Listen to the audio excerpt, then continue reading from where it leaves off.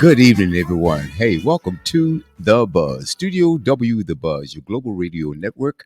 Hey, we circle the globe 24 hours a day, 7 days a week with the finest in broadcasting found anywhere around the world. And now, welcome to Groove Swing Speaks. We come to you each and every Tuesday, 4 p.m. on the West Coast, 6 p.m. Central Time, and 7 p.m.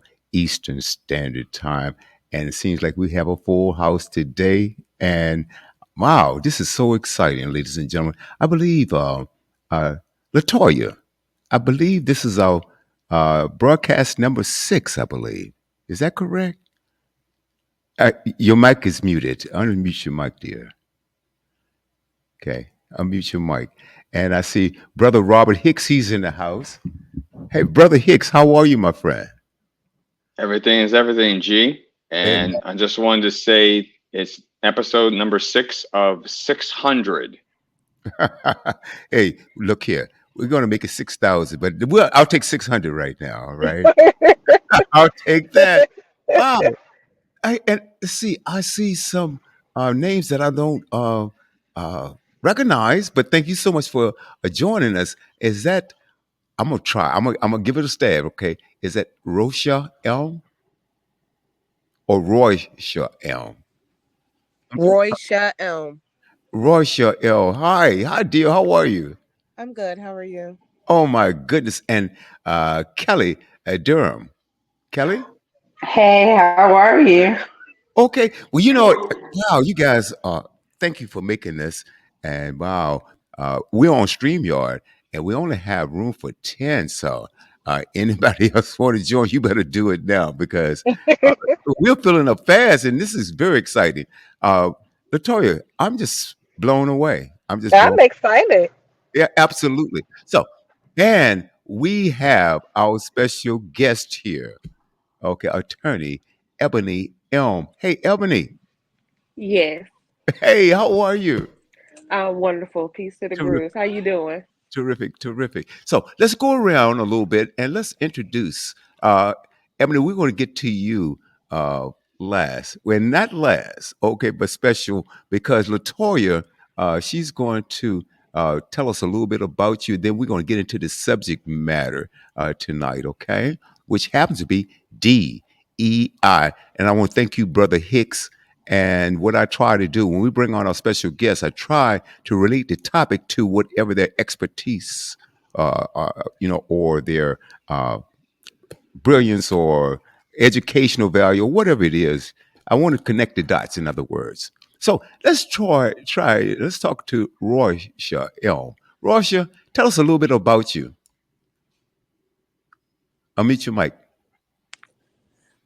Good evening, everybody. My name is Roysha Elm. I am the times 3 sister of Ebony Elm. I'm also a member of Swing Fi Swing Social Fellowship Incorporated. Thank you for having me tonight. Just a little bit about myself. I live in New Jersey. I attended Howard University in Washington, D.C., and I am also an attorney out of New Jersey. And I appreciate the platform, and I hope we have a good broadcast tonight. Oh, we're going to have a great one. We have a great one. And Brother Craig just came in, so we're trying to get him set up. So let's go around and let's talk to Kelly Durham. Hey, I'm the honorary sister of Ebony Elm, which is how I got this invite. I am waiting to be admitted into the DC bar. I went to Elon Law School and currently work at Next Gen Law Group. Wow. Wow, wow, wow, wow. Oh, This is wow. really cool. Okay. And then let's see. Yvonne. Yvonne, are you there? Yes, Okay. What? Okay. Tell us a little I bit am. about you. My name is Yvonne. I'm Ebony and Roysha's sister. So that's how I got this invite. I'm currently a college student, full time mom, and I'm work full time as well as a benefit administrator for Willis Towers Watson. Oh, outstanding, outstanding. And we just had someone else to join us just now, and that's Kendra D. Kendra D.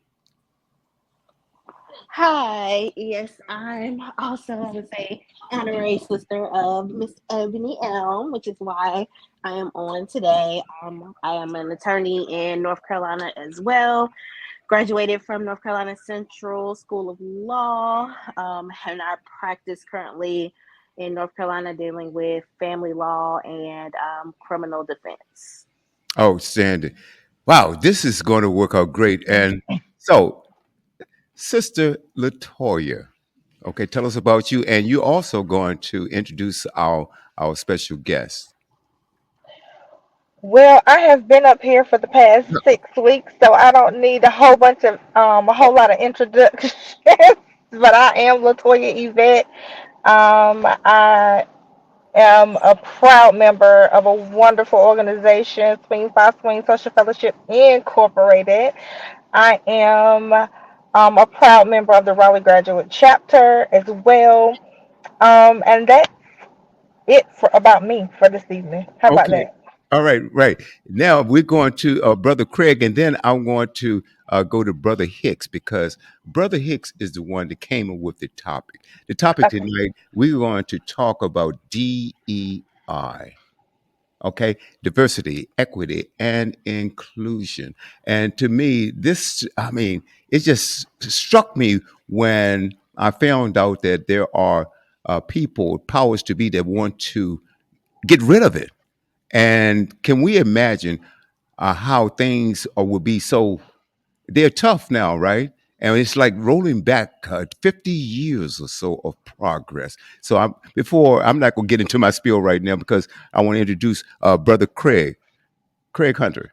My name is Mike's not on. Your mic isn't on. Well, let's take care of that for you right now. All right, let's do that. Okay, let's try that. Okay, while you're taking care of his mic, I want to say hola, my beautiful sisters, and greeting my brothers. And I want to say thank you to the ladies who joined as well. I appreciate you all. Thank Okay, you. Okay, that's good. okay, great. Now, Hola, sis. all of the ladies.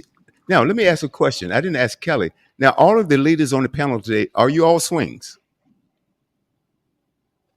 I'm not. No, I'm not.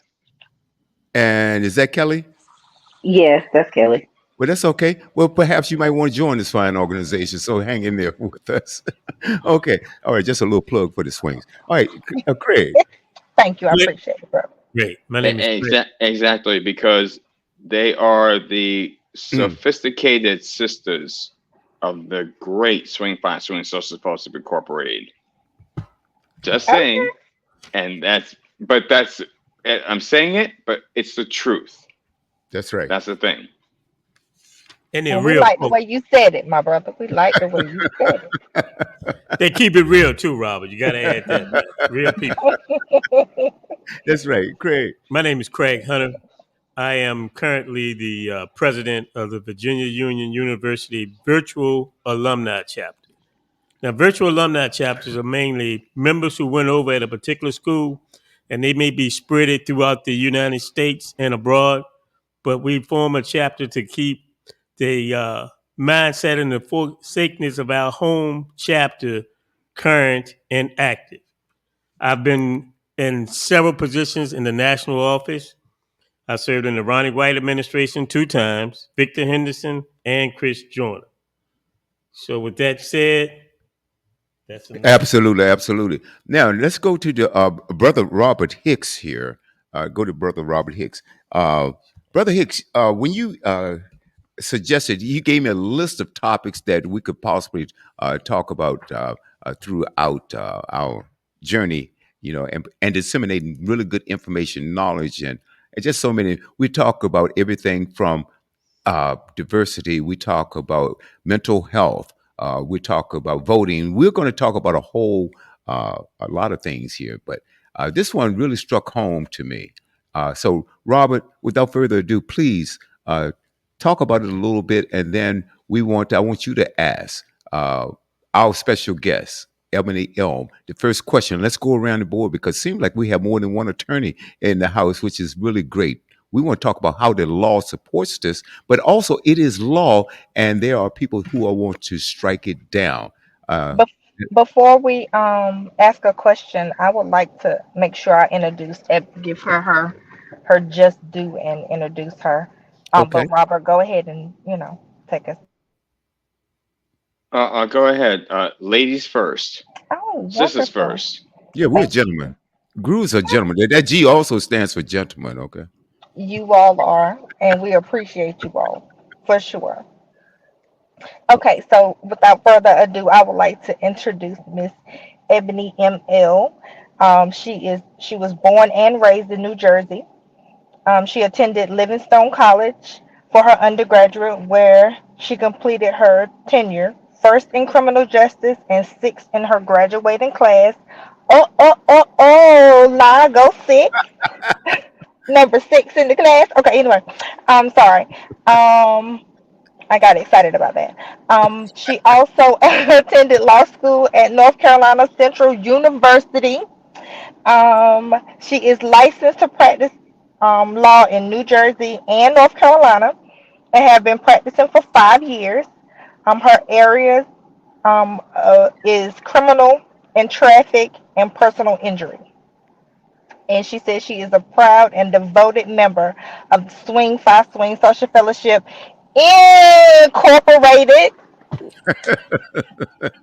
So Latoya, Yes. how many years she been practicing? 5 years. Great, great. Yes, absolutely. Gotcha. Absolutely. Outstanding. Now, 5 years. That's beautiful. I Okay. love it. all Yes. right. Now, Brother Hicks, sir. Okay. Yes. I want you to tell us why you picked this subject, and then I would like, after you finish saying whatever you like to say, then I want you to ask uh, Attorney Ebony Elm the first question. Absolutely. And thank you very much to the greatest radio man in the land and Wow. around the world.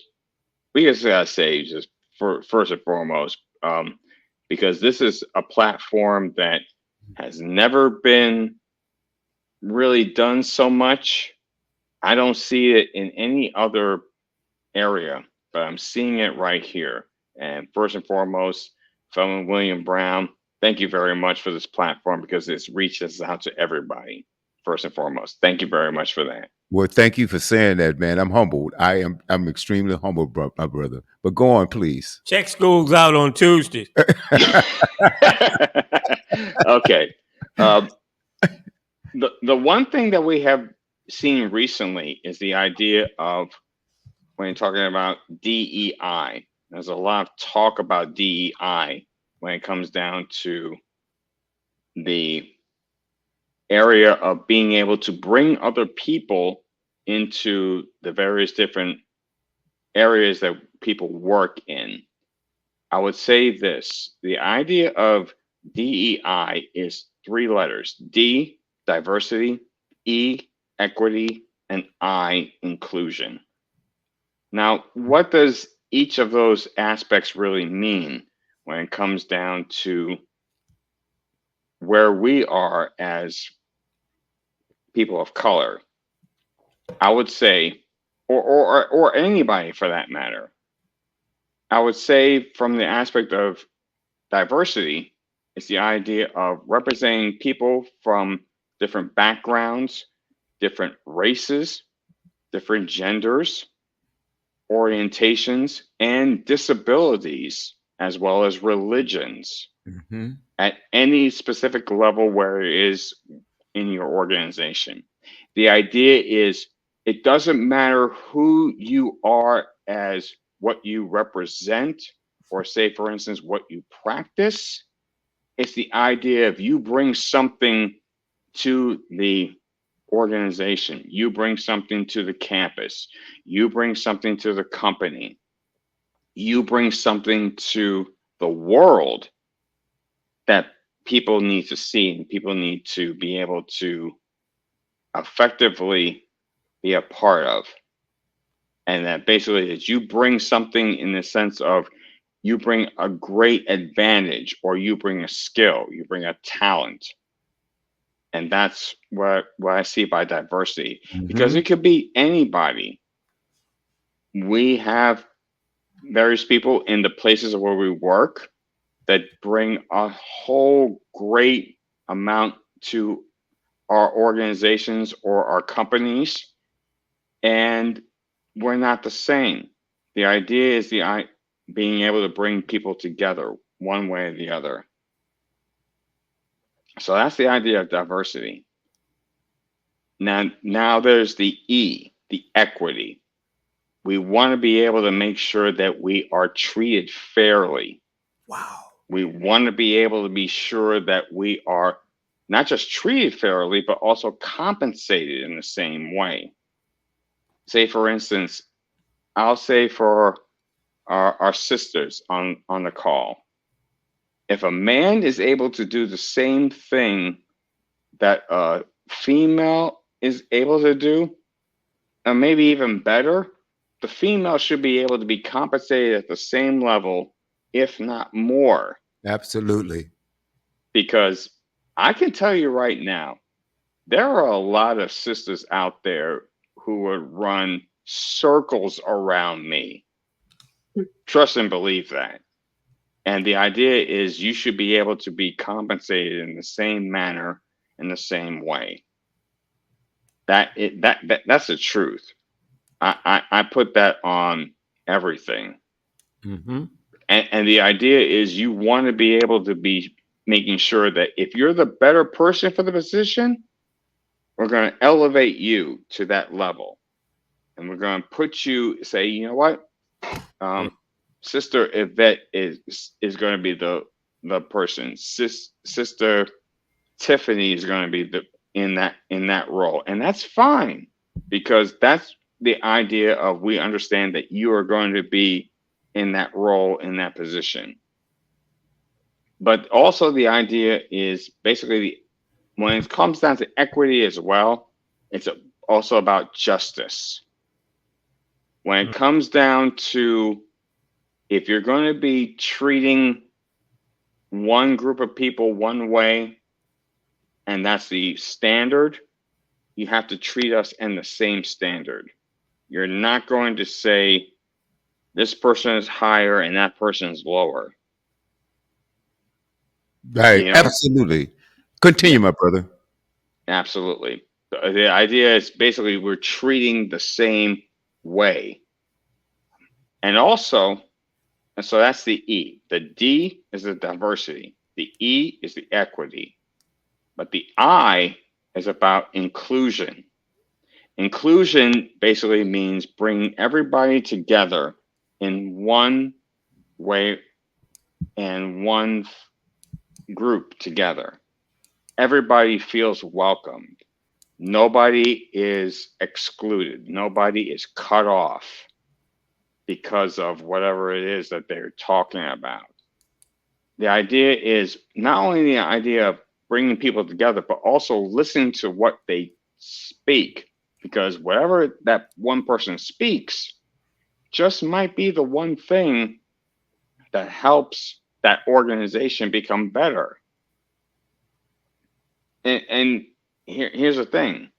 It could be from a standpoint of, probably the best way I can put it is, say, for instance, old versus new, or say, for instance, modern versus antique. There's some way that there's something within the talk that says, you know what? I believe your thoughts, I believe your abilities, and I believe your rhetoric on what you're talking about. And we want to move forward with that aspect. So, but the idea is everybody is included in the conversation and we hear each other out. That's what's important as well. So, however, there are various different groups that are out there, and you probably, well, actually, I'm going to talk about that. No negativity right here. Okay. Yeah. But we do realize they do exist, though. It is present. Yes. Yes. We understand that it does exist, and there are forces who are going to cut us off at the legs about this, but I would say this. What are the various different programs that are going to protect DEI, or at least protect Right. the aspect of being able to have everybody come together for the benefit of the organization and moving forward? That's my $19.62. Okay. I got it. We take every bit of that. And now, without further ado, let's talk to our special guest, the attorney, Ebony Elm. What is your stance, your take, and the law that's supposed to protect DEI? Okay. Well, one, I would like to thank my most beautiful and welcoming sister for that wonderful introduction. Thank you so much. Brother Hicks, you did a good job at explaining what DEI is. I could not have explained it better. So basically what DEI is, just like you said, is diversity, equity, and inclusion. And what a lot of these states are trying to do, and the government is trying to do, is to no longer federally back institutions that Mm, run their programs, their policies, their admittance on being diverse, having equity, and being inclusive. And when you think about diversity, equity, and inclusion, you think about how we all come from different backgrounds, all different ethnicities, and how we all bring something to the table. Even in basic conversation, when you meet somebody, the first thing you say is, "Oh, hey, my name is Ebony. My name is Kendra. Where are you from?" Right? "Oh, you from up north. I'm from the south. I'm from the West Coast." And you start to interact with each other, bond, um, and again, just immediately start to divulge that information that might make you different, that makes you unique. And again, that's just standard conversation. Um, I know, Brother Hicks, you said you weren't going to try to be negative on this call, but I'm going to tell it like it is. Okay? Basically, Say it, sister. Say it. because please, I please say gotta, it. I gotta Well, It's make a they free. did It's a say free space. It's a free they did, space. Go ahead. they, Oh, actually, I can't say that. Feldman, William Brown, you've got the final say over it. No, no, no, no, no, no. I want no. This is inclusion. We want it is. everybody to speak.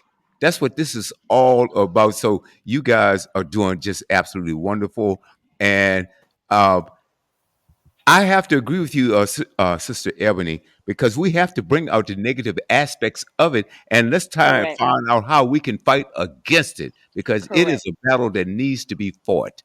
Please continue, my sister. Oh, no problem. You are absolutely correct. So there is no constitutional right to federal funding.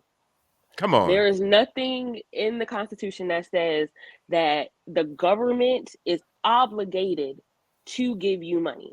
In order for you to get a grant, um, a loan, anything like that, you have to meet specific qualifications, fill out an application, and upon those requirements, the government will decide that I am going to give this particular organization, this particular group money, right?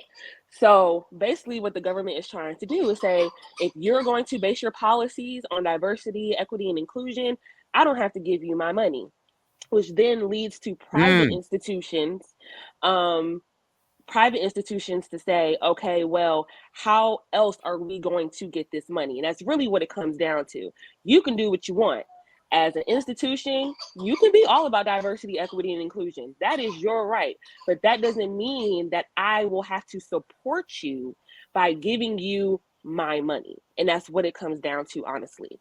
Um, and when it comes to being diverse, when it comes to equity, when it comes to inclusion, us as minorities, whether we are Black, whether we are Spanish, Asian, we all know what it is like to have to fight for a seat at the table. We Mm-hmm. know what it is like to have to be better educationally, be better in performance, be better in our overall being, because just by being who we are, the color of our skin, where we come from, we have to just be better. We do not have the grace, and we are not given all the time in the beginning the tools that we need to be able to be successful like our fair-skinned counterparts. Okay, Mm-hmm. so that also leads me to say we as a people need to honestly get into supporting our own and supporting minorities. Okay, me and Sister Latoya had a conversation about this earlier. Giving back to your community, investing in your community, buying Black, supporting Black. Just this platform alone, by getting, you know, multiple people together from different backgrounds that have an opinion, that can have a say, come up with suggestions for solutions to the problem, is literally a start to where we need to be to get us to our final destination for the generations to come. So, for example, I know we see a lot of, oh, I try to support Black businesses, but the owner wasn't great, the business was lacking, I didn't get my package, or it's always something that says, you know what, I tried to buy Black, I tried to invest in my people, I just can't do it, right? But then you also see, on the other hand, if this was a different establishment ran by, another, fair skinned or another race, you'd give them some grace, right? Oh, I went there, my first experience wasn't the best because the service wasn't that great. The service wasn't up to par. You probably write out like, a little complaint, reach out to the owner, reach out to the operating manager and give your opinion. But 9 times out of 10, you're going to go back to that establishment. You're going to say, you know what, my experience there wasn't the best the first time, but I'm going to give them a second chance to make it right. Mm-hmm. Amen. Why can we not give our own people that same That's grace right. and that deference, right? Why, That's instead good. of judging and going on social media and writing bad reviews, why is it not just a simple question? Hey, I know y'all recently opened. I know you've been open only a year. Respectfully, are you taking suggestions? Is there, me as a paying patron, a customer, somebody who wants to see you do good in this community, right? Mm-hmm. Am I able to offer you that constructive feedback? And I don't even like to say the word criticism, but constructive feedback. And that is what it is. And the more that we give back to our community, the more that we invest in ourselves, you won't need to be federally backed. You won't need to rely on the government to be able to give you these grants, to give you this money, because you are investing in your own people. The money that you invest is going to come back to you, so your people in your community are able to grow. And honestly, us as the minority, we're just going to call it what it is. We are better. We are better. We are smarter. We are more equipped. We are able to deal with the hardships of life. We're able to persevere. We are able to keep going. It is in our blood. It is in our DNA, right? So Mm-hmm. this is just another tactic to try to keep us down and to keep us separated. When honestly, if that's what they would want to do, if that's what they would like to do, it literally pushes us to have to come together, which is something that we need to do anyway.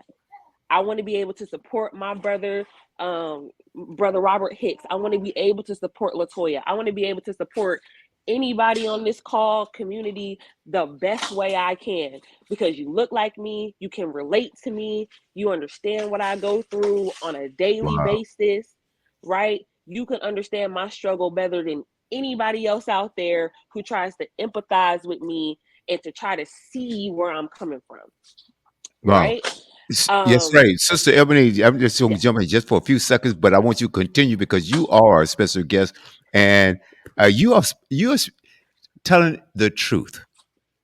And you don't see that on mainstream radio anymore. And we are not mainstream, right, Craig? We are not No, mainstream. we're not We main. are a voice for us. I do a program on Wednesday nights, and it's called Cultural Excellence. Okay, hint, cultural excellence, and that's where I do music artists, uh, artists. I mean, music, art, entertainment, education. Okay, uh, and so we want to be able to provide platforms for us. And the idea when Sister Latoya and I we were first talked about and rock, I have to give a shout out to my beautiful sister Rock. She is absolutely wonderful. She refuses to come behind the mic, okay, or get on live stream with us, but she does a lot of work behind the scenes, and I love her dearly. And so she says, well, look, why don't we have our chapter president to be your co-host? Okay. And that's when I met Latoya. And we talked about this because I used to do a program uh, in California. Then we moved back here, Sister Ebony and Rorsha and Tiffany. Because Tiffany, we want to hear from you first because you came on a little bit after we got started, and we haven't had a chance to introduce you properly. I'm sure you have some questions, and then so I'm going to go to you next. But anyway, I just want to share with the audience what this platform is all about. Okay, we are about uplifting our people. I mean, supporting each other. And Sister Ebony, so succinctly, she put this, that she supports Black business. Okay. Yes, we, some of us, you go into some Black establishments and they made a mistake. Oh, and then you're going to run over to the other side and they keep making mistakes, but you stay there.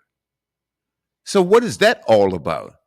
And you have some great businesses, Black owned businesses out here. Folks, we can get into history of who really built and was the foundation of this country being whatever it is right now, except for we are not paid, in an equitable fashion.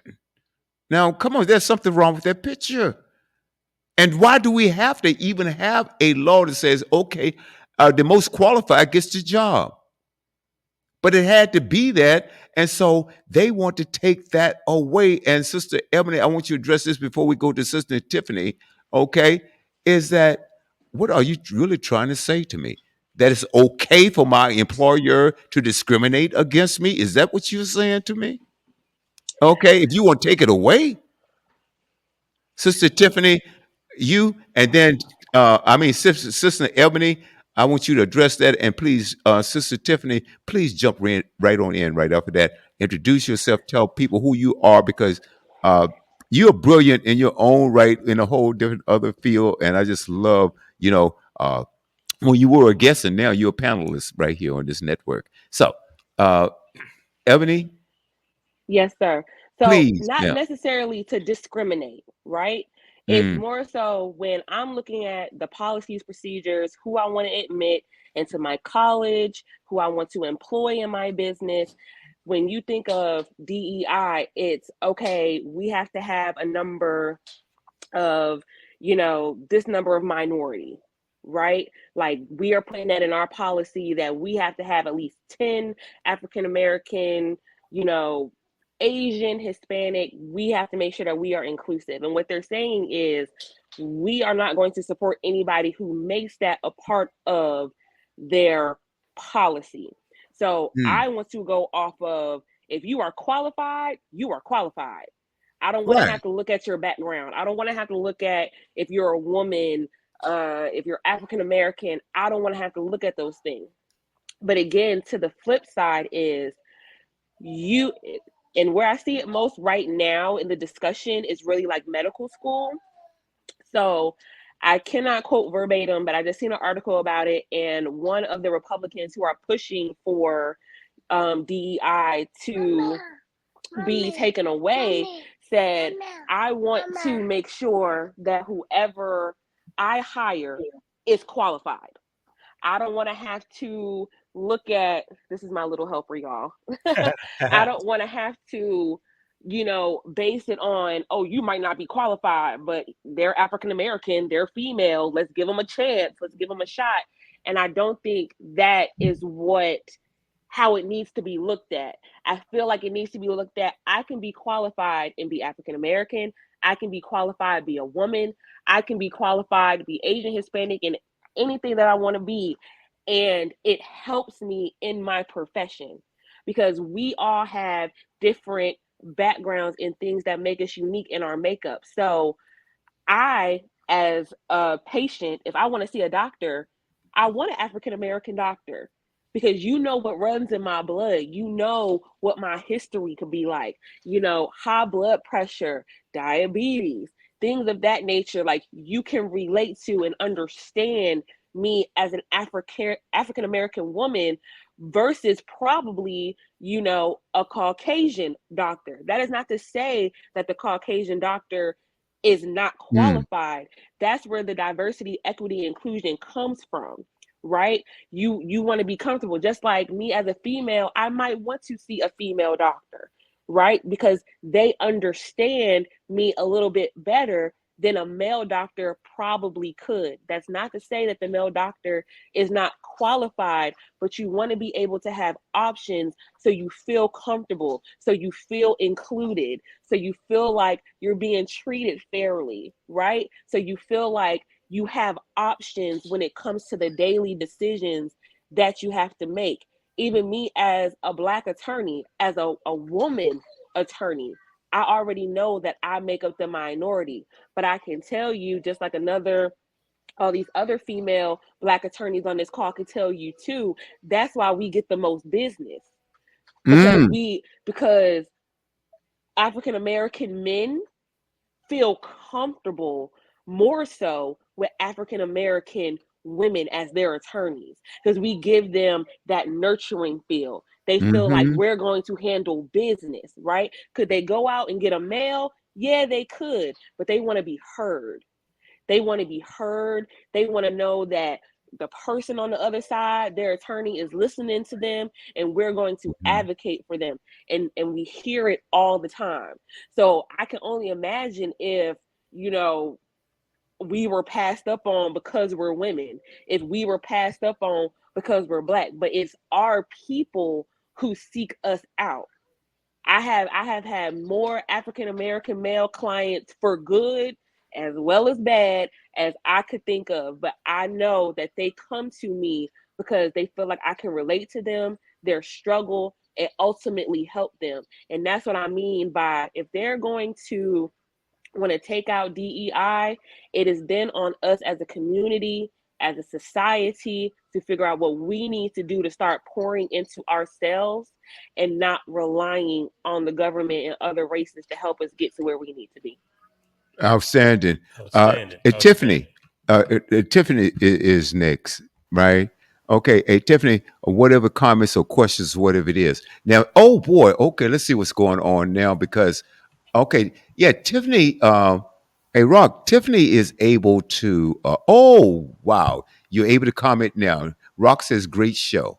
Tiffany says, hola. And Tiffany is right here. Tiffany, we didn't get a chance, or the audience get a chance to know who you are. Tell us who you are and your questions for Ebony, if you have any. Hello, everyone. Greetings, my brothers, and hola, my sisters. I'm Tiffany Hilliard. I am also a member of Raleigh Graduate Chapter, and I went over in fall 2011. And I am a screenwriter. The question that I have for Ebony is, where do you see us going? Where do you see us at within the next 5 to 10 years with this whole DEI being taken out of out of the policies? Do you see us being worse off than what we are, or do you see us where do you see us as a whole in the next 5 to 10 years? As a whole, I feel like honestly, it's going to be some work. And I only say that because before we actually integrated, with other races, and we were just like within ourselves as as a race, we were literally at the top doctors, top lawyers, top in education. And it wasn't until we wanted to be integrated that, you know, I'm not going to say we fell at the bottom, but it kind of lowered us a little bit because we put ourselves then in a situation to where, like I said, we have to rely on people and rely on a government that is not meant for us to begin with, right? Mm-hmm. So That's I right. feel like these conversations that we're having right now, the more that we have them, the more we make people aware, um, it will be the start of us getting to our own position in society, economically. Um, I feel like the first 5 to 10 years it might be a struggle, but I feel like after, with our kids and the generation after us, it can get better. And that's just Mhm. like my personal opinion. But it starts with us each one teach one, That's right? right. You have to be able to just spread the knowledge and make those aware. Put yourself with like-minded individuals to help the overall plan and to help the overall goal. But me personally, I feel like DEI is important, but I Mhm. don't feel like it's the end all be all. Right, Correct. right. That's You just how I feel. I'm glad there. Hey, Tiffany, anything else before we move on? Because I want to hear from, we have a few other people on the panel tonight. We've got Rosha Elm, we've got Kendra D, we've got Kelly Durham, and we have to be kind to our guests that's on right now. So I want to go around here about them next. But is there anything that you want to ask Sister Ebony? Anything else? Not at the moment, but thank you Oh, for. my pleasure, my pleasure. Okay. Hey, Rosha, Uh, in case we have people who are just tuning in, tell us a little bit about you again. I'm going to ask you to introduce yourself again, reintroduce yourself, and then we're going to go to Kendra and Kelly, and then I want my brother Craig to come in. Craig, you can not interrupt, okay, but you can jump in and ask the next question for any of these next three guests we have. Now, Rosha, tell us a little bit more again about your background. Sure. Again, my name is Roysha Elm.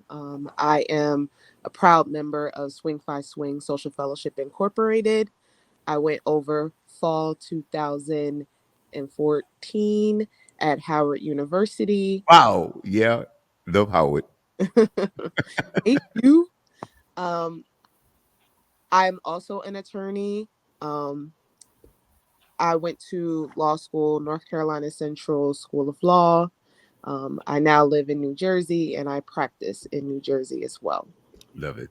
Love it. So we want to hear your take on it because Evan has laid it out. And I want to thank Robert Hicks. He had another engagement, so that's why he's not here right now.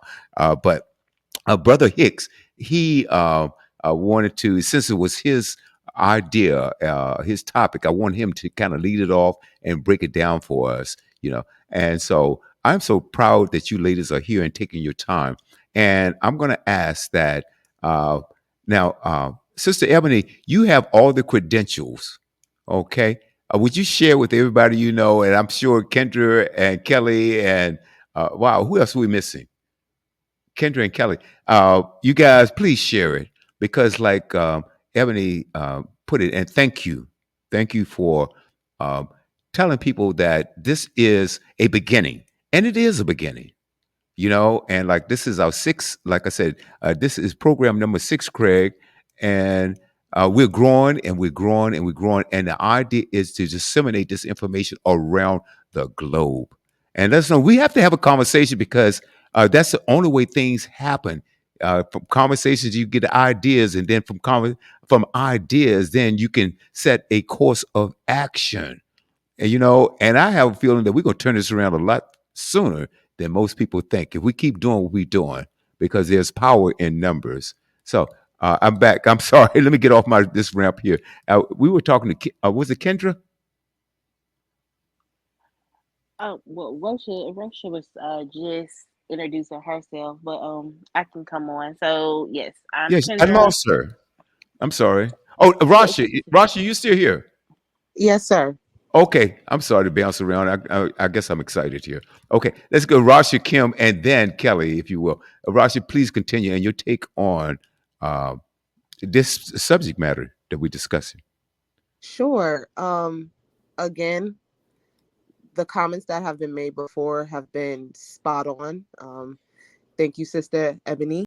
Um, the only thing I would say is my definition of equity is not really equality. And I just Right. want to kind of point out that, Mhm. because we as a minority group have less opportunities and have disadvantages in, the system, I believe that things like DEI are necessary for us to be on a even playing field with the other groups of lighter skin tone. So things like DEI being taken away from minority groups, I think will set us back in the near future. Um, Again, it's not anything that we aren't used to. Our people are used to being pacified with these policies and years of reform when men of power come into the fold and want to, pacify minority groups for votes.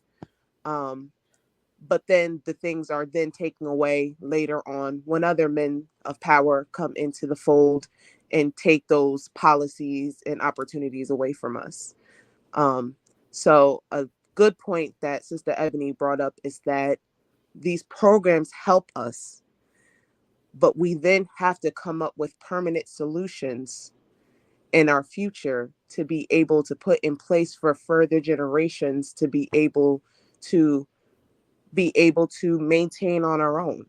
you know like she said before, we had things of our own Wall Street, our own banks, so we can get black loans instead of having to go to the white banks and being discriminated against. So I think that that is really the biggest thing that we can take away today is trying to have permanent solutions put in place for us to further our generation's wealth and opportunities in these fields that we approach in our lives.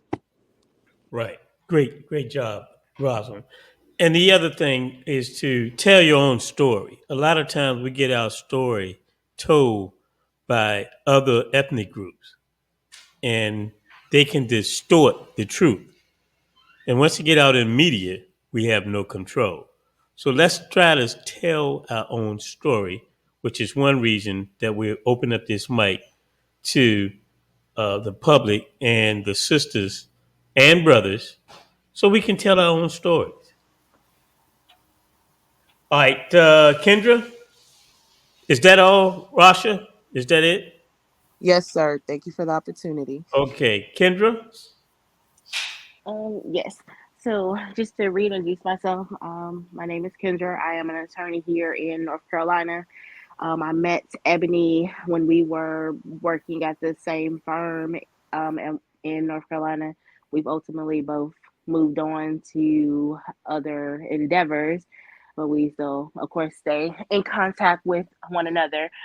Um, I'm originally from Virginia, first generation college graduate, and then turned into become a lawyer. So for me, I think DEI is important because didn't I was growing up, my family didn't really talk about that much, and so now I'm taking the lead to make sure to educate my family about those issues, and then also to educate my children so that way they can understand about how they need to be included even at a young age, because I have one that's in middle school and one that's in elementary school, and they are needing to know early about being someone else being picked over them because of the fact that they may be of that lighter complexion. So I think it is important that this stays in place, and then also to teach our children how to fend for themselves and to also build themselves up, so that way if these things are taken away, they know how to still survive and be able to push forward. I think in our communities, like Ebony was mentioning, a long time ago, and even Rosha, a long time ago, we were at the top. And then as time has gone on and we integrated, it's it's like we've started to become kind of complacent with being in the middle, or being told that we are the lower class, and we all have the capability of being more, but we need to have that, we need to support one another. I've worked at a all white law firm. Worked at a all black law firm, and now I'm at a law firm where everyone is Hispanic except for myself. So I've seen all different aspects of diversion, equity, and inclusion. And so we need to make sure that we continue to build ourselves, so that way, if it comes to one day my firm that I'm at right now decides, well, you know what, we don't want to include you anymore, I'm able to go out on my own, bring in others that look like me, and show them this is the way, because of the different experiences that I've had with these different firms and organizations. So overall, we just have to make sure that we are being in our communities. We are making sure that our community is informed about the things that are happening, because a lot of them, they may not watch the news or read the different articles and really understand how this stuff can affect them, or better yet, affect their children in 5, 10, or 15 years. So we have to come together. We have to make sure we inform them and show them, like, it's okay. We don't have to stay at this stage. You can build yourself up to the next stage, and you may fall, but the whole point is for you to continue to get up and just to keep going, because ultimately you're going to be able to get to a level to where if they take those things away from you, it won't matter, because you've already built yourself up there. So I guess that would just be my take Great on take. it. Great take. You know, at one time when we were at the top, the dollar turned over in the black community 3 and 4 times. Now we don't even turn the dollar over one time in our community. If we get upset with that black-owned businesses, we're going someplace else. A lot of times, the black-owned business have a larger expense, so they cost a little more. We always want to look for the cheapest deal and not support our own. My family owns a dry cleaning business. And in that dry cleaning business, we don't do as much as some of those larger dry cleaning companies. So they getting product at a cheaper rate than we do. We're probably about 10 to 15% more. But we try to make our commitment of getting your clothes clean on time, and we even deliver. And these are some of the things that you have to do to just compete in businesses today. But a lot of times, if something is done wrong, our community, we just turn our back on black-owned businesses. And that's something that hopefully from this discussion we can change. And I advise everybody, just encourage everybody under my sound of my voice, this week, before the week is out, try to do business at least one day in this holy week with a black-owned business. Well said. That's my 62 cents. No, hey, look, I appreciate that, brother, and I want to thank everybody. Now, we still haven't heard from. Let's see who we're missing right now. Is it Kelly? Yes, Kelly. Okay, Kelly. Hey. Hey, so I'm gonna reintroduce myself. I'm Kelly, and I am waiting to be admitted into the DC bar. I worked with Ebony and Kendra at the same firm that they once worked at, and we just all remain friends. Whenever, as far as me and what I believe as with DEI, like I think it's important, yes, but at the same time, I went to A&T, and when I went to A&T, the way that I just felt at home and the way that I was loved at my school by my professors and my other colleagues at the schools versus when I went into a PWI, I can really see the differences in how we do as a culture and as a people when we lift up each other and we invest in each other. And I think we really need to get back to that. Um, and not so much not so much focus on DEI and what we're going to lose or what it can do for us versus what it may not do for us in the future if we lose it, just because we can invest in ourselves and we can build ourselves up. I think with integration and a lot of things that have come with us trying to compete for these spaces with our white counterparts, I think that has crippled our own community. So I think we need to take a look at really investing and growing within ourselves, because we know that the government, this wasn't set up to benefit us in the first place, but Right. we tried so hard to be included in it. Right.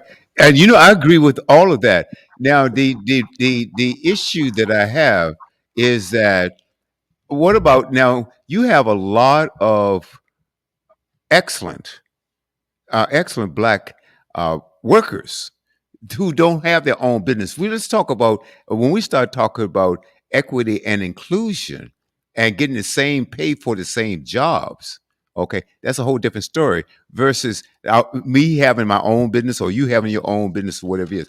And you're right. And I go along with everything everyone said about investing in our own business. But let's look at the discriminatory practices that goes on in the workplace, because everybody can't own their own business. Okay, if everybody own their own business, I mean, okay, I don't know how that will work out, but it doesn't work that way. Some people have professions. Some people work. They went to school to be a lawyer. They went to school to be a doctor or a dentist or whatever profession it is. So what we're saying is, as far as diversity, equity, and inclusion, what we're really saying is, if I have the education, I have the experience, yet you're going to hire someone over me to be my supervisor with no experience or whatever it is, that can't stand. That is not, so I understand everything everyone's saying about, yeah, start your own, That's not possible for some people who have, let's say they want to be in law enforcement or they want to be in something else, okay, or something that requires people to be on the workforce. Some of these high-paying tech jobs or corporate jobs or whatever it is, okay. And let's make sure that this guy sitting next to me, whether he has the same educational background or experience or whatever, if you're going to pay him, you can't pay him $10 more an hour than you're going to pay me, or $100,000 more per year than you're going to pay me. That's what this is all about. So I'm not discounting anything that anybody say, okay? And then you have to look at, does anybody on this panel remember well, we don't remember because none of us were there at that time, but have you read anything about Black Wall Street? Okay, well, you have black businesses, hundreds of black businesses that were just, look, pulling us up out of our bootstraps. You talk about you just coming out of slavery, or a few years back, several years back rather, and now you have built your own. You got your own banks, you got your own stores, you've got your own supermarkets, you've got everything there. And guess what? They say, well, you need to get a job, or you need to pull yourself up by the bootstraps when they burnt my doggone boots. Come on, you burnt this thing down to the ground, and that wasn't the only one. Do you know there were over 128 Black Wall Streets at that time? Over 128. Anybody heard about Bruce's Beach out there in California? Anybody heard about that? And how the governor gave the family that beach back, the black family that beach back after over close to 100 years? Yeah, Do you know? Do you that was in Manhattan Beach. I'm sorry. Say that again. That was in Manhattan Beach Yeah. when Yep. it happened. And you know what? They fought like crazy not to give it back to them because now that area is worth millions of dollars. Exactly right. You know? So yeah, so we do this type of thing. Oh, ladies and gentlemen, welcome to the panel. He's one of our panelists also. That's Mr. Mark Daniels, a Groove brother. He's in Houston, Texas right now. Mark, tell us a little bit more about you, and then let's get back to the topic. And then we want to make sure that everyone has an opportunity to say whatever they want to say. So, Mark, you're next. Okay, I'm going to be in and out for that really important meeting outside of this that I got to get with, but I will be in and out. It's a little bit about me. I attended Virginia Union University, same as William. I'm in Houston, Texas right now. Was living in California. Still have a residence there. I still own my own business, and I have a regular corporate job, I guess you could say. Uh, Coming on to this panel and be honest with you, last week I was just blown away. And I told William, I got to be a part of this again. It was just phenomenal. And I look forward to what you guys have been talking about already tonight. And like I said, I'll be in and out, but I'll definitely be listening. Okay. And because we have another guest here, is that Sadie Lavelle? Sadie? She's got her mic muted. Hey, Sadie, your mic is muted. Okay, let's get back to Mark. Mark, tonight the discussion is DEI, diversity, equity, and inclusion, and that's what this conversation is all about. Now, you own your own business. I own my own business. Now, you take Craig. I'm not going to tell you disclose. He can tell you whatever he wants, but he works for he works for a living. Now, and in his situation, and which is different from us. And if let's say for instance, in your job, Craig, and then we'll go back to Mark, and then say that when you unmute your Mark, we'll love to hear you on. But say for instance, you have someone that's next to you, and he's not of the same ethnic background as you, okay? And there is a upper management position that you're definitely qualified for.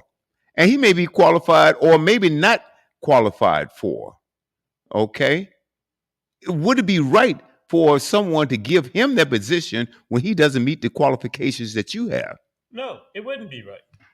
It wouldn't be right at all. And a lot of times, not only that, I've been on my job I'm a construction manager. I work for the government. And when we're bringing in college students, just graduated, a lot of times they bring them in at the current market value. So sometimes that may be pretty close to what my salary is. And that's becoming a problem within itself because now they are looking at adjusting existing employee salary to the current market rate that they're bringing in younger workforce because we have to train them.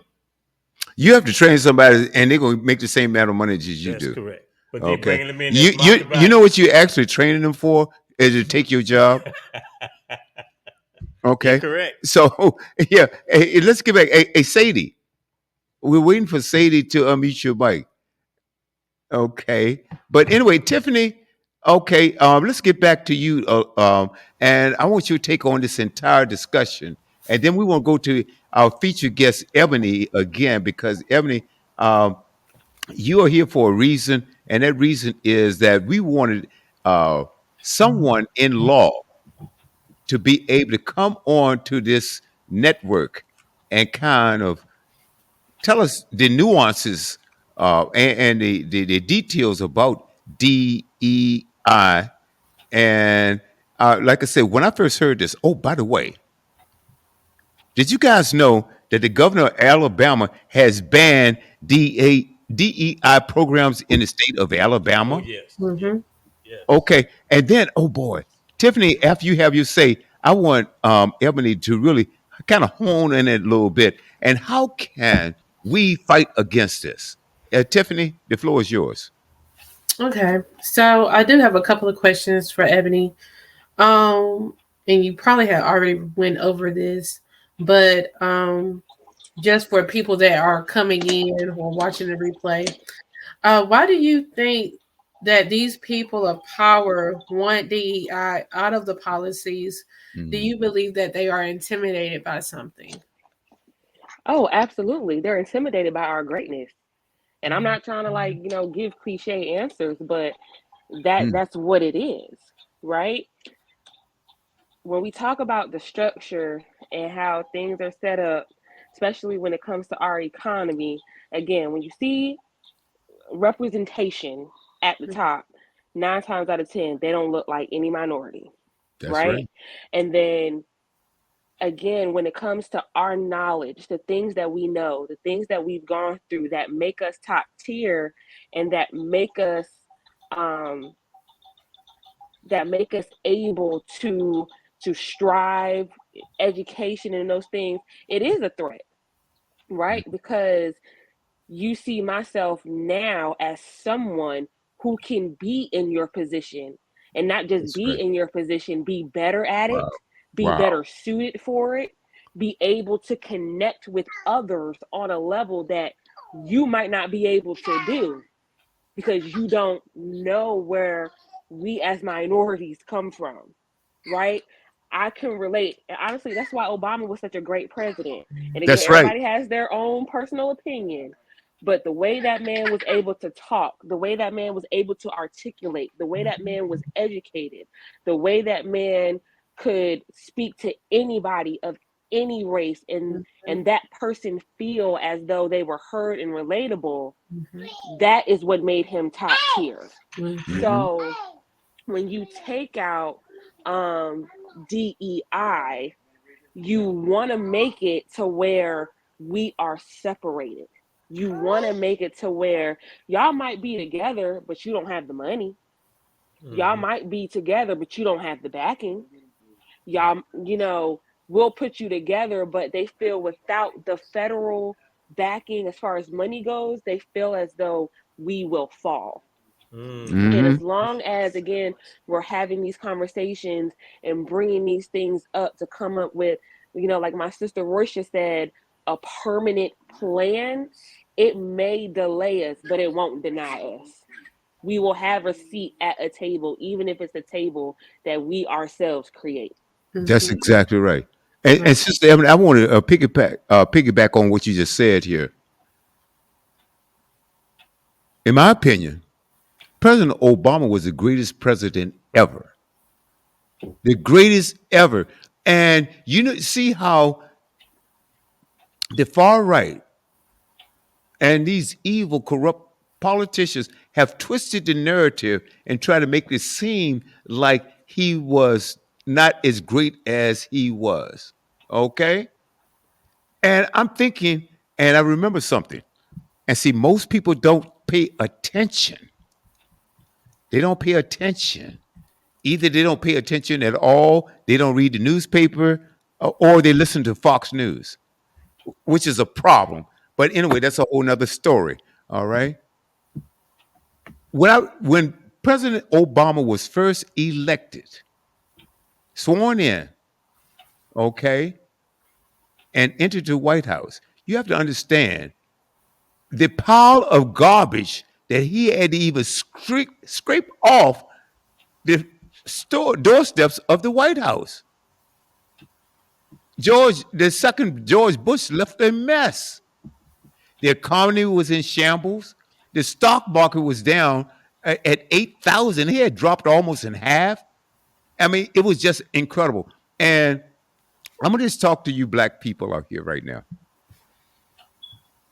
And some of you that are considering, I can't tell you who to vote for, but I tell you what, do you want to vote for someone? Now, historically, and I don't mean to get this off in a political conversation, but I guess I have. Historically, people have done better under a Democratic presidency, okay, since Bill Clinton, okay, or even before that, okay. And if you look at what's going on currently, with their 118th Congress, which would allow something like eliminate DEI to happen. It is the worst performing Congress in history. Even Republicans would tell you that. Okay, and they would, and look at the Supreme Court. That's why it's so important for us to vote. And so many of us don't vote that should vote. You have people that have died so you can have the right to vote. Okay? Let's talk about these types of things. And when you start talking about diversity and equity and inclusion, I mean, to me, that should be a slam dunk. Anybody, any human being would want to be uh, included. Any Or educated on the topic. absolutely. Got to be educated on the Okay, topic. and you think about this also how they don't want to talk about, and I'm gonna circle back around to our topic. I don't want to get off, Ebony, Attorney Ebony. I don't want to get too far off. But look at the things and the programs that they are attempting to eliminate. They're talking about what they oh my God, what's that huge thing here that boy, help me out, somebody. They don't want to talk about our real history, and you guys can relate to that. They're banning books right now. Why? Okay, so my thing is, if you go back in history, there was a point in time when we weren't allowed to read. Yet you call yourself superior. Well, if you're superior to me, why does it matter if I picked up a book? Because you know, just like Ebony, I want you to jump in right now because if you were so superior to me, why would you deny me the right to read? Absolutely. They're really trying to erase history. That's Come what they on. want to do. They don't want to talk about it. They want to act like it never happened. Again, just like when we talk Yes. about American history, why is slavery not included in that? Come on. It was so bad. It was a time. It was 400 years. You want us to forget about slavery like it's not the foundation of what we are still trying to fight to this day. Today. To this day, we Come on, have sister. only been integrated for what, 60 years? 60, 50 years? That's not a long time. That's That's not a not long quite time. removed. Not at all. So 3 generations. knowledge is power. Come The on now. more you know, the better you can fight against injustices, the more you become conscious of the world that you live in, and you're able to understand and try to, again, do what is best for you, your community, and what you have to offer. And That's that's right. honestly what it is. They want to erase history, but it can't be erased. It can't be erased. And whether they want to voluntarily talk about it, I'm gonna Mhm. voluntarily talk about it. I'm a, Can't shut me up. Okay, I'm gonna talk about it. hey, look, hey, sister, you are welcome to come on any of our platforms anytime. As a matter of fact, I'm going to invite you on some other platforms because I love the fire. I love the fire, folks, because I tell you, we have to stop just settling for things. Oh, it is what it. No, it is. It's not what it is.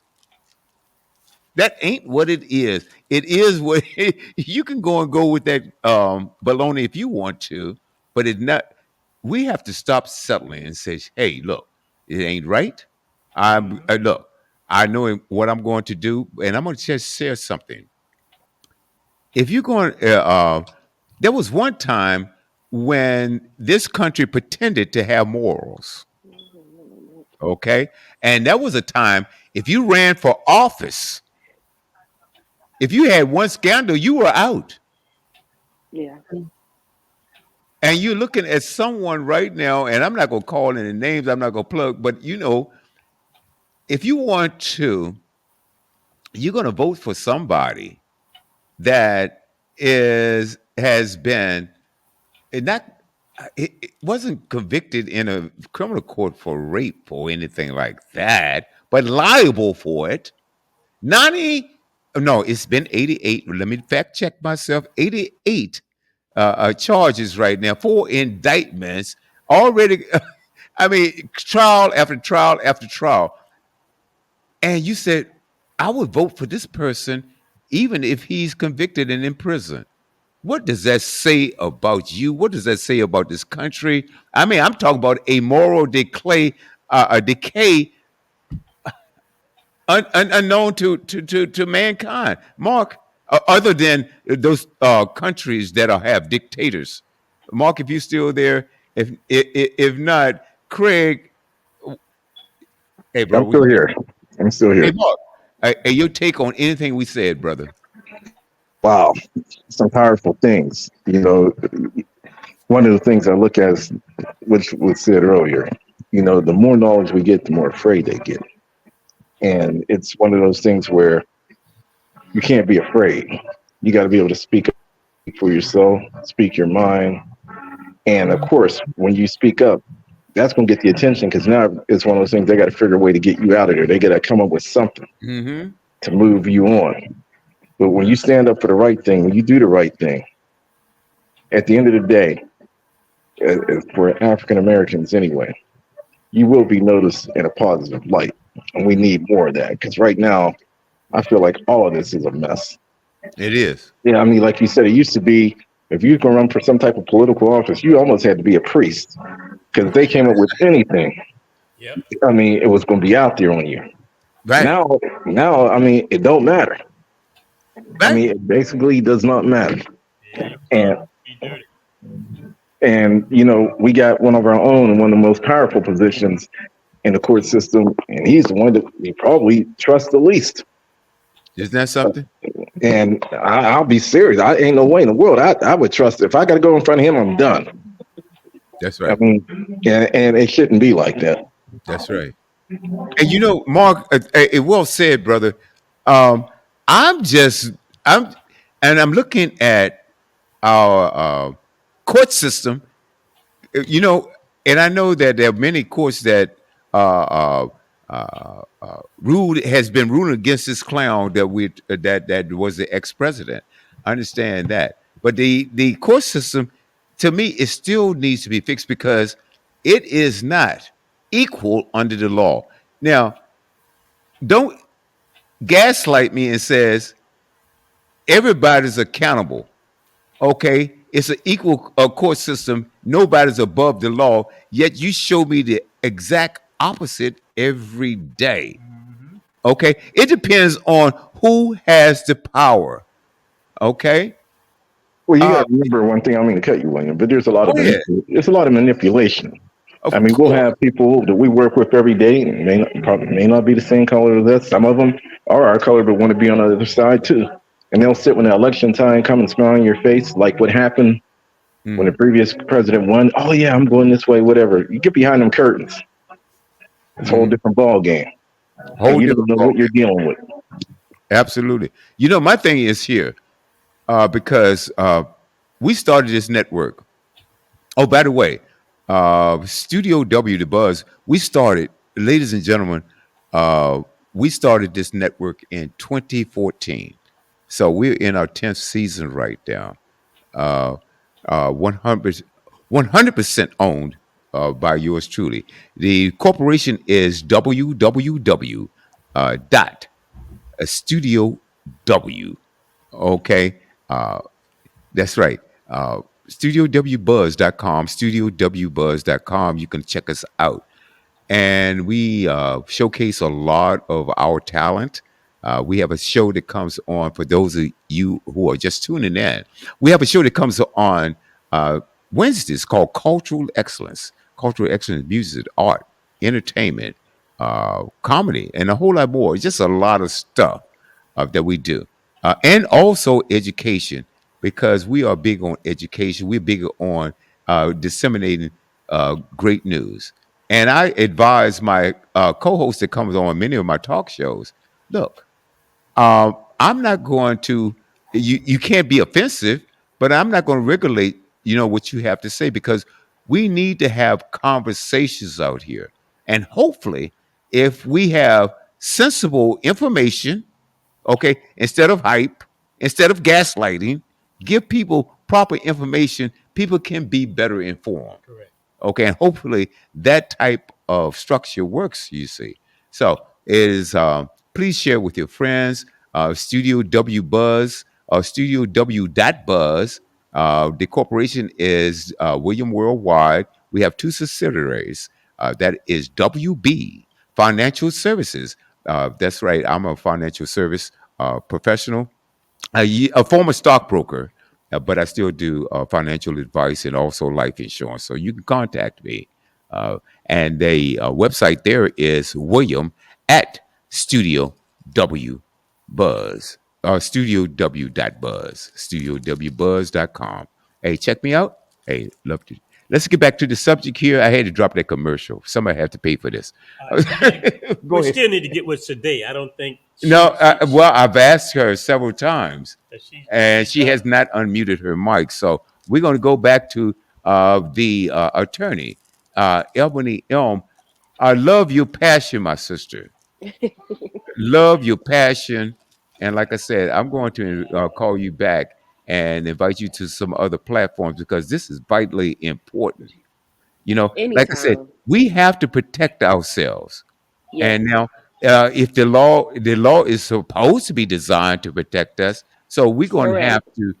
to inform people, let us know, and let them know what the law is, regarding these situations. Sister And Ebony, absolutely. Sorry. go Yes, on, sir. please. Please go on. um, that also leads me to voting. Yes. Voting is very, very, very important, not just for president, not just for vice president. It starts in your local community. And I Amen. Amen. cannot stress that enough.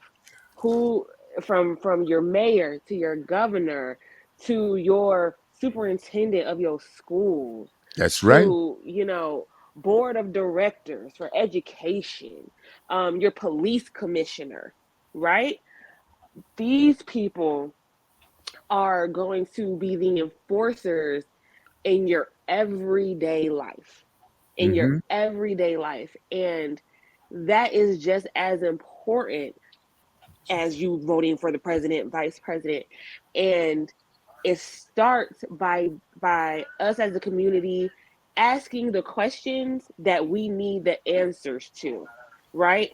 How do you feel, your mayor, not necessarily about, diversity, equity, inclusion, but again, what policies and stuff are you going to put in place for everybody to feel equal, for us to feel safe as a community? When it comes down to what officers are allowed to be on the force, again, is it all about color? Is it all about integrity? Is it about how Mm-hmm. you carry yourself when no one is looking, right? Because it's not what people see when you are in the limelight. It is the person and the character of who you are when no one else is looking, when you don't need to be congratulated or recognized for doing a good deed, right? When you're able to, I'll give this example, when you're able to feed the homeless or do a kind deed without having to post it on social media and get credit for it to show the world that you're a good person, right? So it's important to start there and be the change that you want to see, Mm-hmm. right? Is the person who you elect for your mayor, your governor, um, a person who is going to treat everyone fairly, who's going to make sure that there are equal opportunities. And again, equal opportunity does not always mean DEI, but it needs to be a consideration, right? Because you literally learn from different people. I don't have all the answers, and I will never act like I have all the answers. So if I can learn from someone else, even if it's a fact, something that I can utilize in my everyday life, that person has now given me, a seed to be able to help me grow.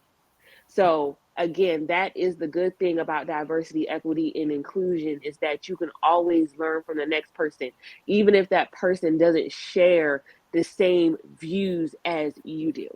Right? It's Mhm. okay for us to disagree. It's okay for us to not always see eye to eye as long as we respect each other, as long as we treat each other like human beings, as long as we treat each other as we are all people of substance and have something to bring to the table. Mm-hmm. And I feel as though that needs to be the picture, right? I have a young son. He's 15 months, about to be 16 months. And when I think about the legacy that I want to leave for him, when I Right. think about the things that I'm going to have to teach him to make sure that he is conscious of what is happening in the world, just like you said, brother, they're trying to eliminate books, they're trying to eliminate that history. That's going to have to come from me. That's right. I can't just rely on, the educational system and things like that to teach him what he needs to know, what he That's right. has a right to know, to make sure that he is abreast of what is happening to put him ahead. And my mother has just always said that from when we were young kids, me and my sister, y'all are going to be the minority, not just because you're black, not just because you're a woman, not just because of your education. It's going to be how you were raised in your principles and how Man. you carry yourself in your character. And the older I got, the more true the statement became to this day in my everyday life. So Right. please make sure that you are involved in your community. That's what I love about my organization. That's what I love about my brothers, is that we are involved in our community. We put our foot down to the pedal and we make sure that we are active when it comes to voting time, when it comes to, toys for, toys for tots, things like that. We make sure that we are present in any opportunity that we have to partner with a local organization, any opportunity that we have to partner with a black owned business. We make sure that we do that. We promote in our communities, we promote higher intelligence. We work on not just ourselves and what can make us better, but we listen to the voice of the people. We listen to the voice in our communities. And anywhere we see a gap or anywhere where we feel like we can contribute, we take the lead on those things. And that's what I really, really love about us. Again, that's what I love about my sisters.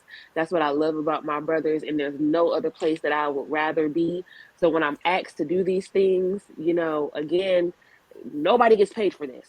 So please know that when I'm coming on here and I'm talking passionately, it's because it's something that I truly believe in. And if I could just touch one person, give knowledge to just one person, it brings me that type of joy to just know that I feel like I'm out here doing what God has set out for me to do and fulfill my purpose.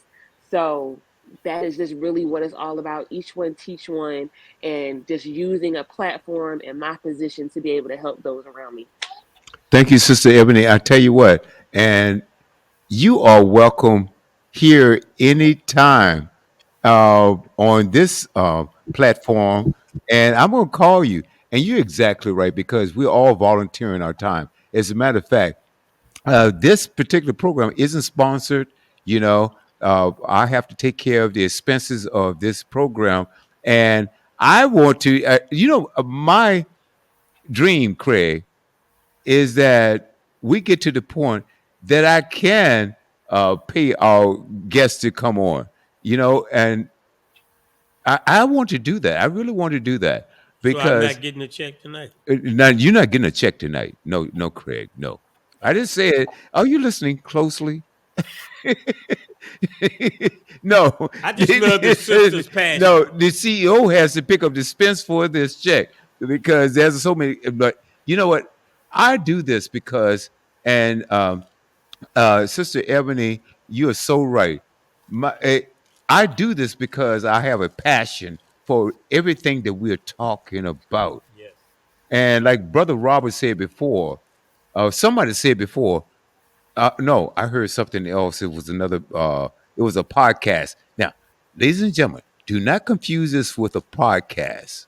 This is a broadcast, okay? Because it's included in a 24-hour, 7-day a week radio extravaganza. Let me put it that way. But anyway, I couldn't come up with anything else. But let's get back to it. But Sister Ebony, I can't tell you how grateful I am that you are here with us tonight. I love your passion. And we're going to go back to Sister Tiffany and then Craig a little bit and then back to Mark. But what you're saying is it's kind of reflective of my thinking. Okay. And we have never spoken before today. And I'm saying, and I'm listening to you. I said, this is a woman that gets it. This is a person, a human being that gets it. And because these other things that's going on right now, Tiffany, they are so contrived, they are so phony, and you have people that are speaking on things that they know that are wrong, but because of whatever reason they're doing these things, it could be a pay. There's some money involved. I'm talking about the people they empower. But something else I want to, Tiffany, talk to you about. When it comes to diversity, equity, and inclusion, what have you witnessed it in? And can you talk about anything that's disparaging uh, in your profession rather? Yes. Oh, I do have quite a bit to unpack here. And I still have a couple of questions for Ebony as well. But real please quick, continue. in my profession, as I stated earlier, I am a writer or screenwriter. And as we know, as you guys have recently seen, especially when they was talking about the movie The Color Purple, Taraji, she really stood up for the Black women not getting paid um, as the other counterparts. They're not getting paid as equally as the other counterparts, and they have done. She's been in the game just as long, if not longer. She knows her craft very well. She does her craft very well, and that's the part of we're talking about equity there. Which is unfortunate. But it's part of the fight. So I have seen that in that regards. Um, what I want to say is, I don't, you can call it a little rant or whatnot, but my thing is this, and I'm pretty sure you guys can relate to it, is that what bothers me is the fact that they want to get rid of Black history so bad, but they don't want to get rid of Jewish history. They don't want to get rid of anything dealing with the Roman Empire, stuff that happened back then in those days. They don't talk about let's get rid of this. All we hear is let's get rid of Black history. My thing is this: if you're going to get rid of one, you should get rid of all of it.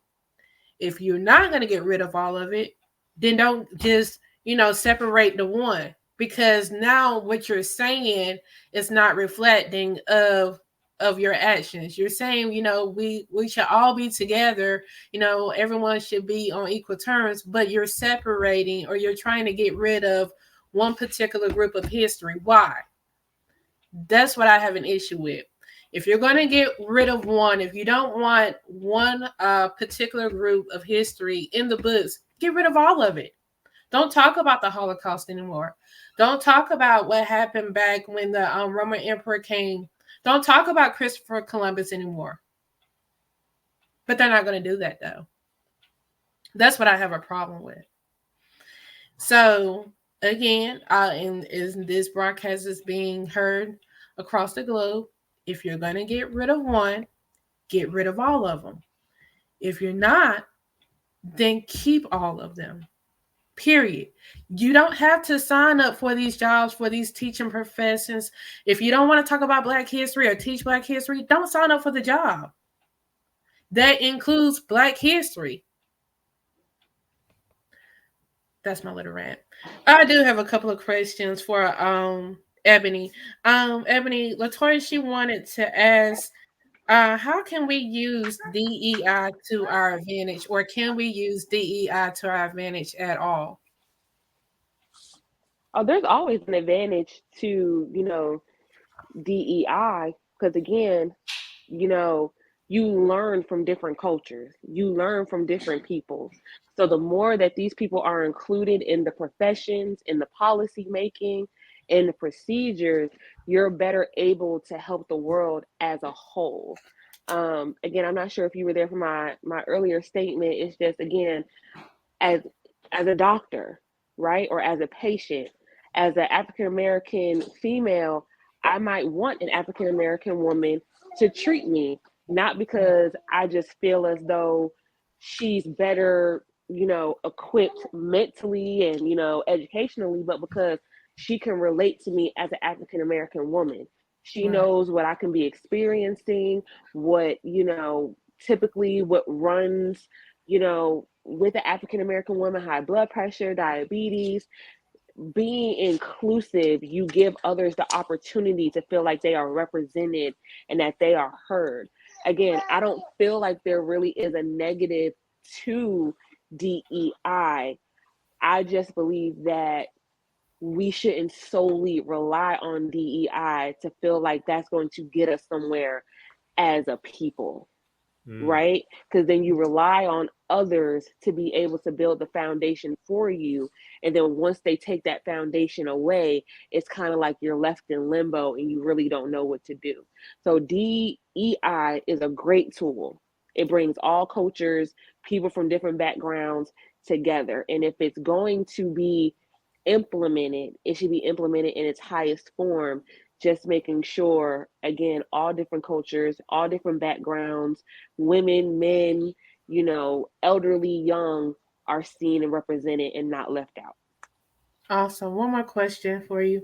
And I'm not sure. I was like, I wasn't present at the very beginning. I was in and out. But what made you choose law as a career compared to any other profession that you could have gone into? So the childhood answer was my mother said either a lawyer or a doctor, and I don't do blood that well. So lawyer it is. And honestly, I had no backup plan. So if I did not become a lawyer, I really don't know what I would have done with my life. So I'm very grateful to God that I actually enjoy it. But it's really the representation. Mm. Um, you just see things, and you just always feel like you want to help. And again, just being an African American woman or just being an African American lawyer, period, we only make up 9% in America. Wow. Wow. Um, so Mm. I love what I do because I get to help. I love what I do because I'm not just a lawyer, I'm a mentor. When I represent people, and I've represented juveniles, I've represented grown men, women. Um, it's not just my job to make sure that your rights are being protected. It's also my duty and my purpose to make sure that I'm talking to you, speaking life into you, and helping you also with the resources that you need to make sure that we're not in this situation ever again. Sir, stop that. So whether it's your, you know, family background, your dad's not very present, or, that might be distorted. Do you play a sport? Do you have any black male coaches that can give you some guidance? Young females, right? Again, 9 times out of 10, it's because either their home life isn't great or, they don't have the structure at home. Sometimes they might be a little insecure. Again, speaking life, always letting women know, you are beautiful, you are gorgeous, like you are unique. Mm. So just all encompassing of just being able to help those around me. And honestly, I can't picture myself doing anything else. Like, this is definitely what I was meant to do. I'm very blessed that I'm great at it, that I'm good at it. I have a way with words. And I'm blessed, to say the least. And I wish I could say more, but blessed is the most I can say. Great, great. All right, Mark, are you still there? I see you have your mic muted. You want to chime in? I know They- you said you would be in and out. I think. yeah, he might be out right now, but I'm telling you what. I agree with my sister there. I feel Yeah, I'm blessed. in. Hey, Mark. Yeah, I got a second. I can chime in. I didn't get to hear everything. Okay. Go ahead, Mark, because I know you're in and out, but we do like to have your participation. So go ahead. Okay, no. So what did I actually miss? This a little bit of what I had missed. Well, you missed a couple of questions. The last question was Tiffany asked Ebony why did she choose law as a profession related to any other career path she could have taken. And Tiffany, Ebony, in her eloquent words, said about her passion for law, and her mother gave her a choice between a doctor and a lawyer, and she didn't do well with blood, so a lawyer it was. Correct me if I'm wrong, Ebony. Correct me if I'm wrong. Oh no, you're right. Okay. You're right. All right. You was absolutely correct. Hey, guess what? Hey, Mark, before you chime in, I was listening. I did a sound check away from the studio, right outside, and I heard that part, and I had to chuckle. She said, "I don't do blood." Well, I said, so okay, and I love it, and I love your passion behind what you do. Hey, Mark, uh, it's just been a delightful in some respects, and I tell you why I say it's delightful, because we have our panelists coming in and giving their opinions about this important topic here. And I want to reiterate something. Yes, we don't want to depend on DEI for our survival. But the point that I'm making is you have people like in Tiffany's industry, you have people that are like doctors or lawyers or whoever it is that are being discriminated with, high level positions, corporate. And not only that, let's not only focus on their high level positions. What about people who have jobs for a living? Okay. They don't have a desire to go out and start their own business. All they're asking for is equal pay. Okay. Inclusion. There was a story here recently. I saw it today. And Mark, you may have known something about this. That was, that we have March Madness, the men and the women. And I am so glad right now that the women in sports right now are being recognized. Now, when it comes to professional sports, still it's not an equal pay situation there, because the men in the NBA are making what 100 times more than the women are. Okay, but now the women are gaining traction as far as attracting people to the arenas. People are buying tickets now, and I'm telling you what, and they have some exciting. And I'm talking about specifically about basketball right now, women's basketball. It's exciting right now because I'm watching them, and I give them equal time when I'm watching. I don't get a lot of time to watch, but equal time there, and I'm so glad now that people are really coming now and supporting women. You know, Mm-hmm. I'm just so proud of that.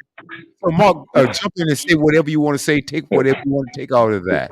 Well, first of all, the law field was something I had a passion for. And in the military, I actually was a legal officer in the military. So I've always had a passion for that. When I got out the military, though, I had a young daughter, so I had to get a job like now. So it took me. I had to go in a different direction. But to this day, I follow law and I do it because when it comes to being treated fairly, when it comes to even with my job place, they know that you ain't getting nothing past me. And if you think you are, you're going to have to explain it, and it better be right. Because I refuse. If nothing else, my parents taught me was I was going to stand up for myself, and I'm not afraid to do it. When it comes to the women's sports, I'll be honest with you, women's tennis has taken over years ago. Yes, sir. where it got to the point where nobody interested in what the men's tennis was doing. It was the women's, because I would, the only thing I would want to see what's going on with Serena and Venus. I didn't care about anything else. And I used to love tennis. But, as this women's college basketball has came about, if we break it down and be realistic, it's a great thing and it's a sad thing. And I'll tell you why. Because last year, I always paid attention to women's basketball, but last year was the first time where I was like, I got to see this. Because it came down to a thing where you had South Carolina, which everybody was going for, playing Iowa. They got, and I'll be honest, they got this phenomenal young girl, Caitlin Clark. Probably, I'll be honest with you, she's the baddest thing in basketball. That's right. She's a white girl. But it became a thing where if you watch that game, all the fans that was going for Iowa was white. All the fans that was going for South Carolina was mixed. You get to the finals, they play LSU. Again, you had a divided arena. And the young girl Angel Reese at the end of towards the end of that game, as much mess as Caitlin Clark was talking earlier, she pointed at that finger saying, I got the ring, so what's up? There you go. And it propelled her to a whole new level also.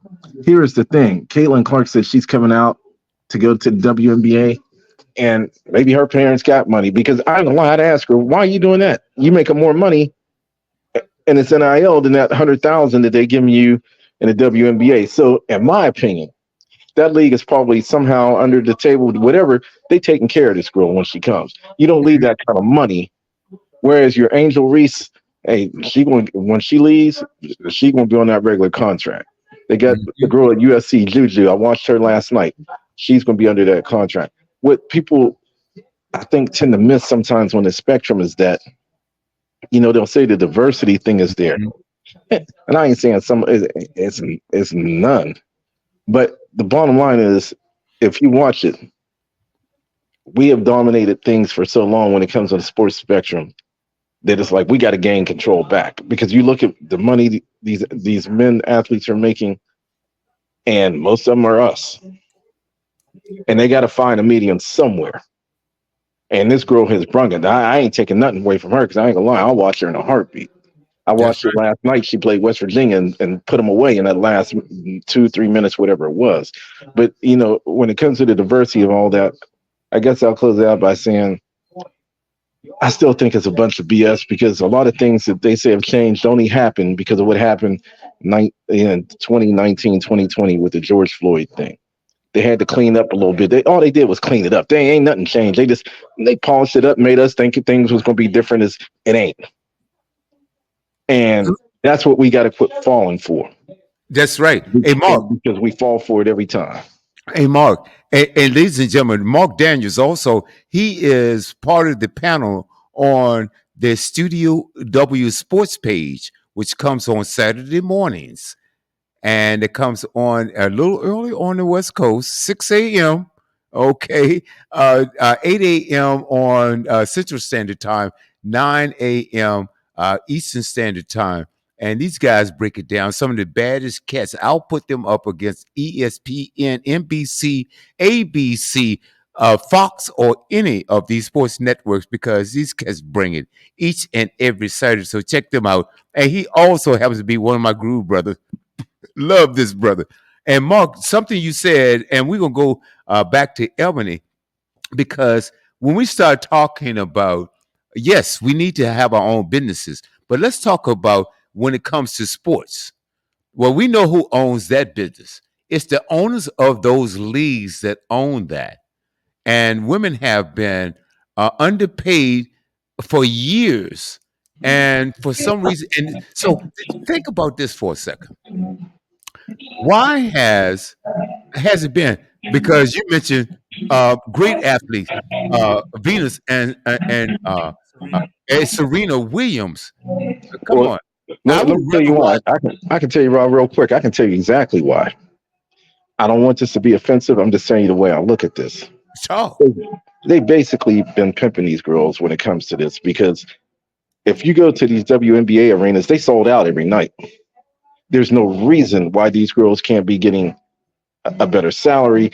From what I understand, if one has to take off because they're going to be having a child, Skylar Diggins, for example, they said, hey, the Phoenix Mercury basically locked her out of the facilities when she came back to train to get into shape. The reason why Brittany Griner got in the situation she was in is because she had to go overseas to realistically make her money.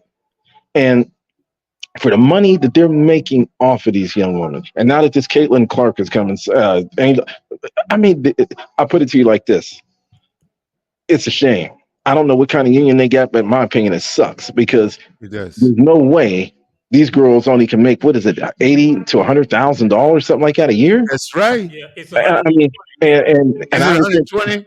and I just went to a Houston Rockets game a week ago, and my niece, thank you, got me some fantastic seats.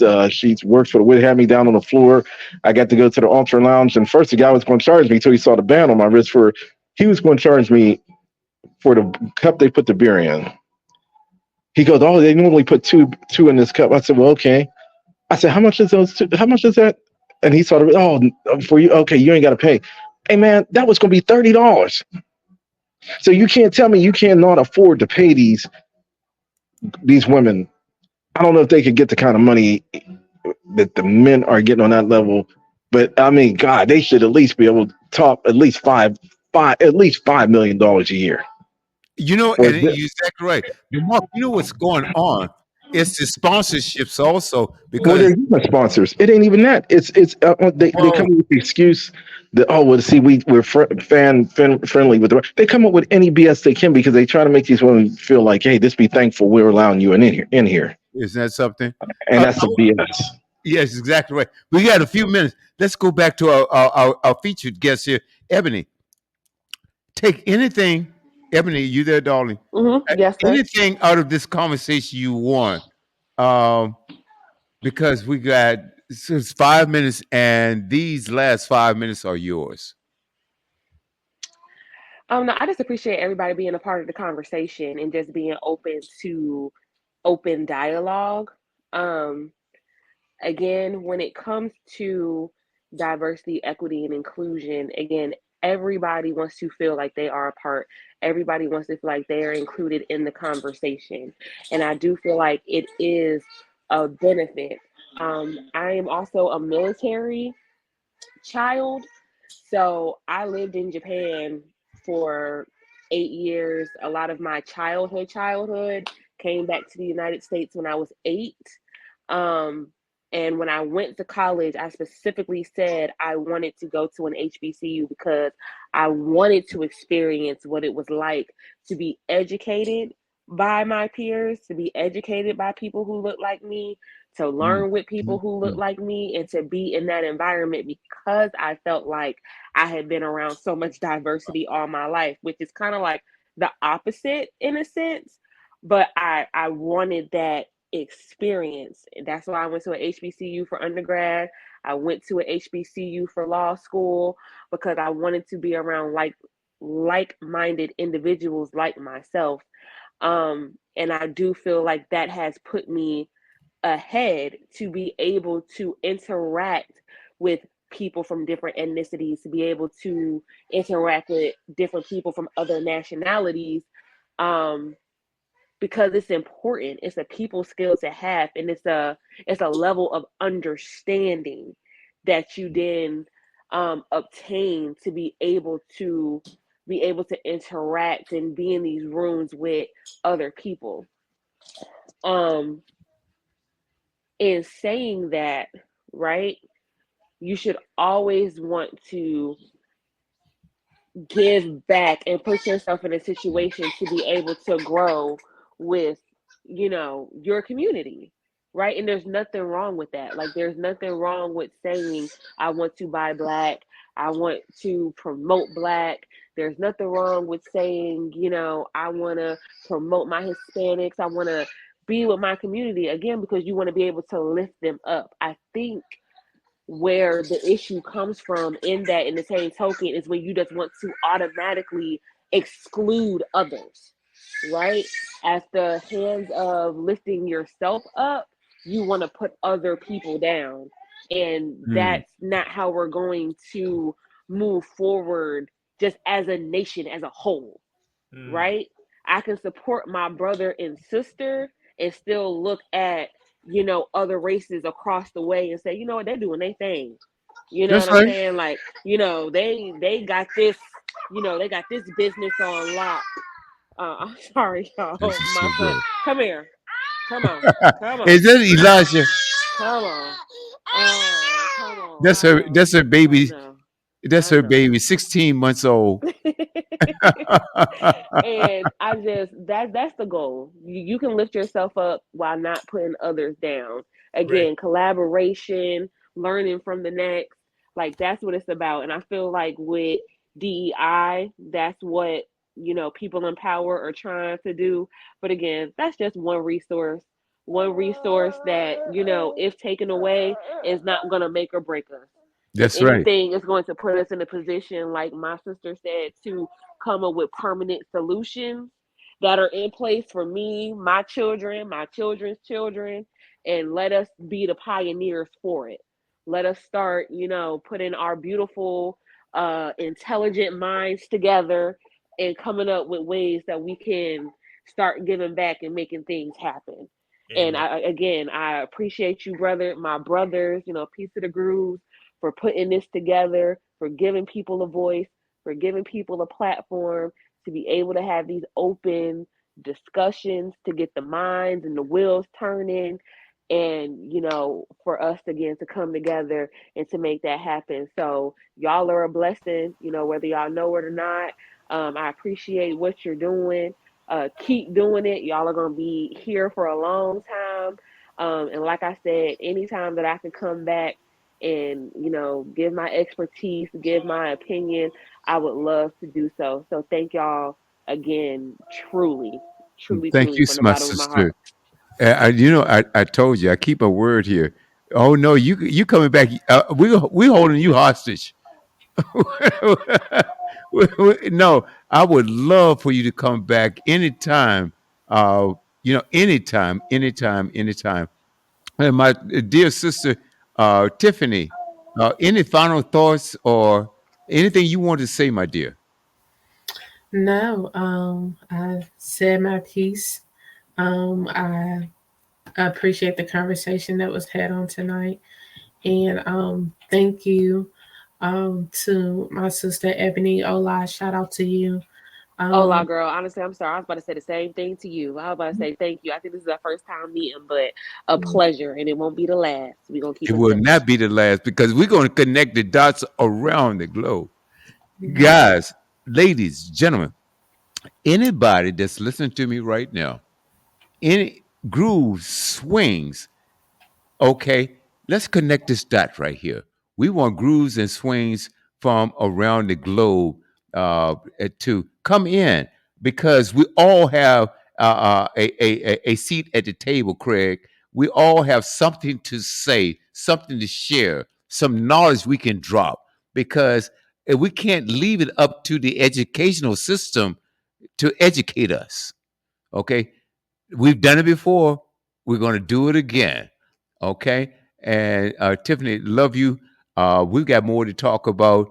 Sister Ebony, um, I'm going to have you back. Love to have you back. Anytime you want to come on this panel, let me know and I'll send you a link. Okay. Absolutely, Absolutely. absolutely. And then I want to have you on some other platforms. Craig, any final thoughts?